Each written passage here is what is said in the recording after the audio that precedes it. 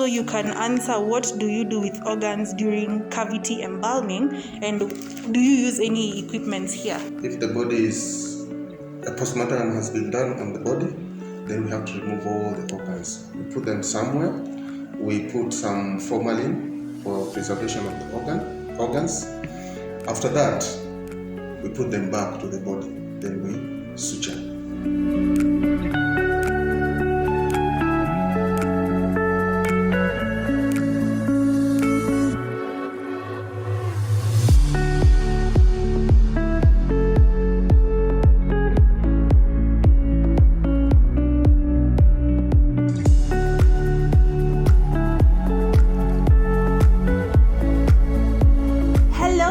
Thank you so much for clicking on this video. I promised you I'll be telling you more on what happens behind the closed doors of Lee Funeral Home. And joining me today, I won't even introduce him. I want him to do the honors of introducing himself and telling us what he does. So please, karibu sana, and thank you for being here.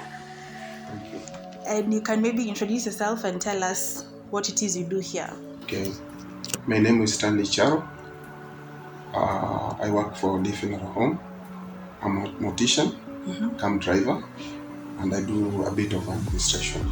And most of my viewers would want to know, do guys treat you differently because of your line of work?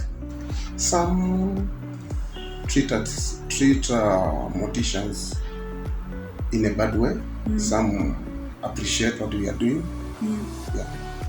And I won't lie, personally, I'm so intrigued with this job because it's not like any other job. And I'd want to commend you so much because you guys, I think like you guys are really strong for doing this job. Thank you. Take me through how a day in your life looks like when you're on duty. When we come here early in the morning, we make sure we do all cleanness in the lab, the embalming room, and all places will be clean so that we can avoid contamination between our staff and even our clients who are coming here. So we need cleanness in this place. That's the first thing we do. If we have any dispatch, we make sure we dress the bodies, we put them in the coffin, ready for dispatch. So for anyone who's watching right now who does not know what the meaning of embalming is, maybe you can just tell us what to embalm is. In a simple language, embalming is injecting chemical into the body so that the body will not go bad. And the other popularly asked question was, what is the use of the embalming fluids, and why are they differently colored? So maybe you can just explain that to us. In Kenya, we have not yet come to the point of giving colors. Okay. We just improvise. We improvise in a way that we use eosin, red. We put it in the formalin and water. It turns red. So that by the time you're embalming, you make sure you drain the blood. Then it is replaced by formalin plus the eosin. Because if you are not going to use the eosin, the body will turn dark. So it has to be replaced with eosin into formalin and water. And this is an honest question from me. I just want to know, like, how do you keep yourself from not being an emotional wreck? Because this job can be a bit overwhelming, yeah? So how do you just, after a day at work, how do you keep yourself in check? Most of the time when I'm out of this place, I go to church. I do some activity in church. I also like movies. Yeah, so it really keeps me away from my daily activities by doing such things. If you want to become a mortician, is it a well-paying job here in Kenya? In Kenya, it's a well-paying job because according to what the amount the morticians are being paid in Kenya, especially in Lee, we are well being paid. Okay. We are well being paid. I don't know the other places because I've been Lee and I went to KU, I was well paid. Even at Maseno University, I was well paid. Okay. So I don't know all the other places, but with those places I've been working, Lee, Kenyatta, Maseno, I was well being paid. There you have it. I know most of you are asking me that question, and you've heard it from Mr. Stanley himself. Yes, it's a good paying job. And finally, let me know if you have any challenges you face in your line of work. Maybe you can just tell us 1, 2, or 3 challenges you face as a mortician. Challenges. With me, I think I don't have any challenge so far. Every profession has their particular challenges. You want to tell us you don't face any challenges at all? To be sincere, with my side, I don't have any challenge because I'm used to this job. I've worked for long. I've read much about this job, so the little challenges I go through, they're manageable. I requested Stanley to show me his workstation, and that's where we are headed. Honestly, I was a bit nervous, but before going in, he already told me they were in the middle of work, so I had to wait for them to finish up for me to resume filming.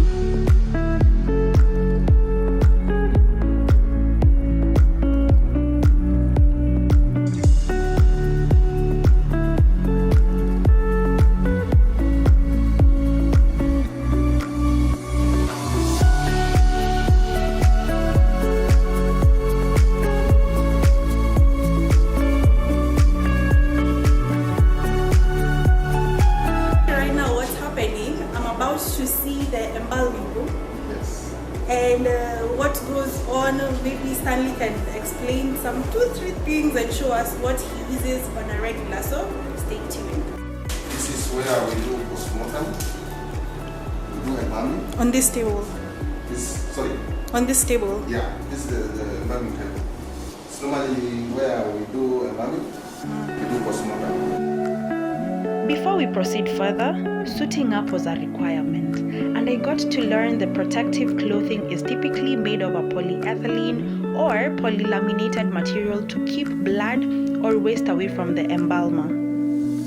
Rubber gloves are also needed to protect your hands. Friends, it's getting real.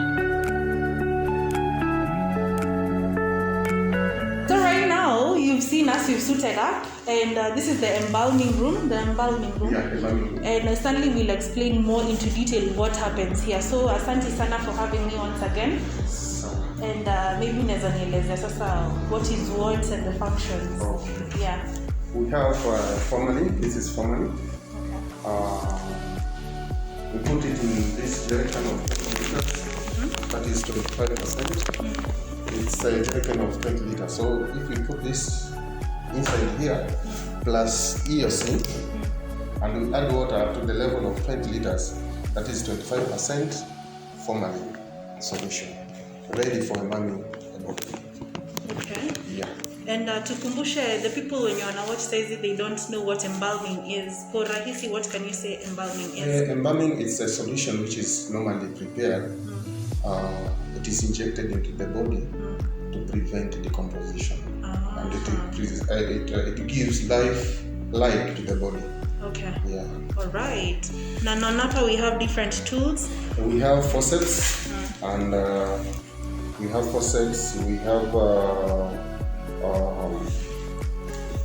scissors and forceps. These are normally used in postmortem and even during embalming. We do the incision. When we are doing the incision for embalming, we make incision at the right or the left so that we can expose the artery. Okay, so I had asked you guys to send me some questions, and right now I'm just going to ask him one by one. And what guys want to know mostly is, you've already told us what embalming is, and you can tell us, you've already also told us what the liquid is for. So you can answer, what do you do with organs during cavity embalming, and do you use any equipment here? In cavity embalming, we don't remove organs from the body. If the body is a postmortem has been done on the body, then we have to remove all the organs. We put them somewhere. We put some formalin for preservation of the organs. After that, we put them back to the body. Then we suture. Wow. Yeah, we suture the body. Okay. Yeah. And by the way, if you have any questions, please feel free to ask away, because today is that day. You want to know what happens. Stanley is here. He will be straight and really sure to answer your questions. Someone else would like to know, how do you deal with bodies that have been severely damaged from accidents? Accident bodies, we actually do reconstruction. But before reconstruction is done, postmortem has to be done by the government pathologist. After that, then the body is left to the mortician to do the reconstruction. Then after reconstruction, we do the embalming. We make sure we try our level best to reconstruct the body so that even the relatives will be comfortable with whatever is done by the morticians. And is that part of, like, when you went to school, was it like part of a course you did? Yeah, it's part of our course. Okay. Yeah, it's part of our course. We do embalming, we do restorative art, and all this. Wow. Yeah. All right, thank you for that answer. And another person wants to know, how do you handle your job? Because clearly it's not like any regular job. So how do you deal with that emotional stress, anxiety? Maybe do you sleep well at night?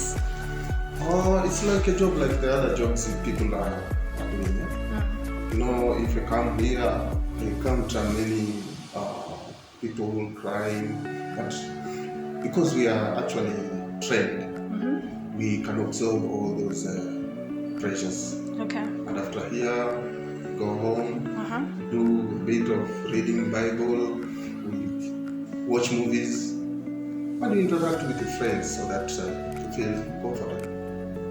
All right. Wow. Another person wants to know, decomposition begins several minutes after death. So how do you control that smell? For decomposition, it takes some few days for a body to decompose in a position to give bad smell. So most of the bodies we get here, they are fresh, and we don't have those bodies which smell. Okay. But we have some cases where somebody dies at home. It took maybe 4 to 5 days. The body is in the house. At the time we get decomposed bodies. So when it is brought here, first and foremost, the postmortem has to be done so that you can ascertain the cause of death of that particular person. After that, then we do embalming. The embalming of a decomposed body is quite different from the embalming of a normal body. Okay. We have to use a more concentrated solution of formalin to the body which is totally decomposed. So the ratio is a bit different. But at the university, for the bodies which we've been embalming for medical students, we use different chemicals. Okay.